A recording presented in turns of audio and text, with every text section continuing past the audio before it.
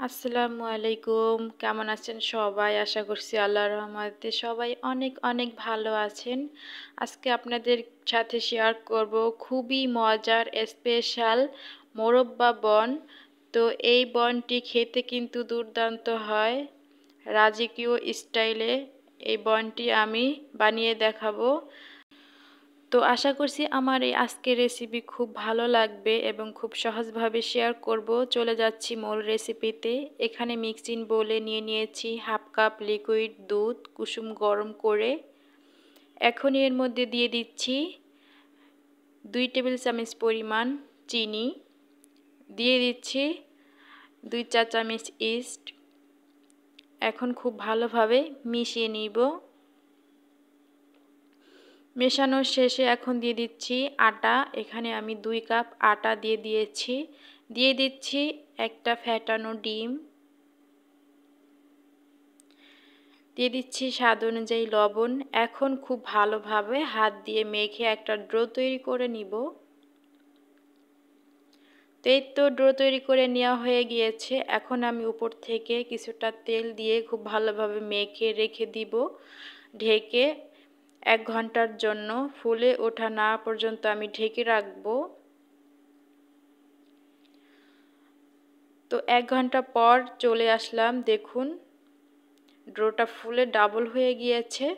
তো এখন আমি কি করব, হাত দিয়ে বাতাস বের করে ডো থেকে এখন খুব ভালোভাবে মথে নিব।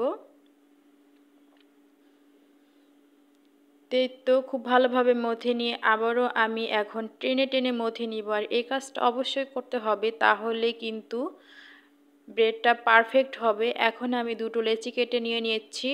ছোট লেচিটা দিয়ে আমি ব্রেডের মধ্যে ডিজাইন করার জন্য রেখে দিব, আর বড়টা দিয়ে একটা রুটি বেলে নিব।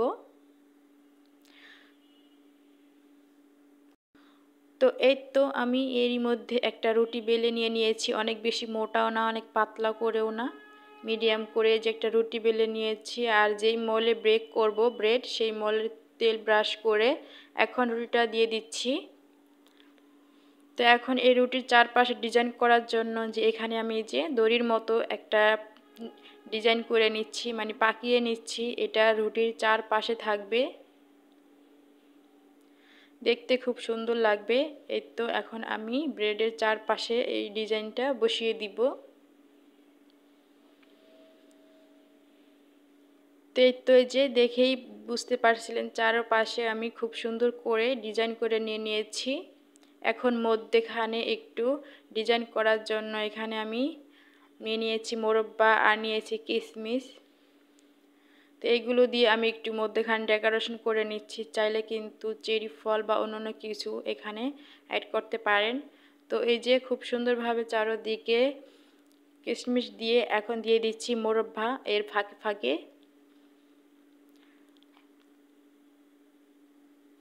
তো হয়ে গিয়েছে। এখন মধ্যখানে আমি এই যেখানে একটু অল্প পরিমাণে আটা নিয়ে নিয়েছি, বল শেপ দিয়ে এখন এই মধ্যখানে ডেকোরেশন করে নিব। তো এভাবে এখানে আমি 5টি বোলের মতো করে এই যে সাজিয়ে নিচ্ছি। মধ্যখানে একটা দিয়ে দিয়েছি। এখন আমি দিয়ে দিচ্ছি মোরব্বা এর ফাঁকে ফাঁকে। তো এর মধ্যে কিন্তু চেরি ফল দিলেও কিন্তু দেখতে খুব ভালো লাগবে। তা আমার হাতের কাছে ছিল না, তাই আমি দেইনি। তো মোরব্বা দেওয়া হয়ে গিয়েছে। এখন এর মধ্যে দিয়ে দিব এই যে কিশমিশগুলো দিয়ে আবারও ডেকোরেশন করে নিচ্ছি। এখন মধ্যখানে শেষ, চারদিকে যে একটা একটা করে দিয়ে দিচ্ছি আবারও। তো ফাইনালি হয়ে গিয়েছে ডেকোরেশন করা। তো এখন আমি এটাকে ফুলার জন্য আবারও 1 ঘন্টা রেখে দিব। তো ফুলে ডাবল হয়ে গিয়েছে অনেকটাই। এখন এই যে ডিমের মিশ্রণ, ডিম আর দুধের মিশ্রণ দিয়ে আমি এখন এটার উপর থেকে এই যে ব্রাশ করে দিচ্ছি, এতে খুব সুন্দর একটা কালার আসবে। তো এখন আমি ওভেনে বেক করব। তো ব্রাশ করে নিয়ে নিয়েছি, এখন আমি বেক করে নিব ওভেনে। তো বেক করে নেওয়ার পরে দেখাচ্ছি এমনটাই হয়েছে। তো এখন আমি মলে থেকে মলডাউন করে দেখাবো। তো এই যে দেখাচ্ছি কাছে থেকে, খুব কাছে থেকে দেখাচ্ছি, দেখুন কেমন হয়েছে। তো আমার আজকের মোরব্বা ব্রেডটা দেখতে কেমন হয়েছে অবশ্যই কমেন্ট করে জানাবেন। ভিডিওটি ভালো লাগলে চ্যানেলটি সাবস্ক্রাইব করে আমার পাশেই থাকবেন। তো অপর সাইডটাও দেখাচ্ছিলাম কেমন হয়েছে, দেখেই বুঝতে পারছিলেন কতটা পারফেক্ট হয়েছে। তো এখন আমি একটু ছুরি দিয়ে কেটে দেখাচ্ছি ভিতরটা কেমন হয়েছে বোঝার স্বার্থে। তো এই ব্রেডগুলি কিন্তু বেশিরভাগ শবে বরাতের রাতে অনেকেই কিনে থাকেন। তো ঘরে বসেই এমনভাবেই বানিয়ে নিলে কিন্তু আর কেনার কোনো দরকার নেই। তো সবাই অনেক বেশি ভালো থাকবেন, সুস্থ থাকবেন। আজকের মতো এই পর্যন্তই। আল্লাহ হাফেজ।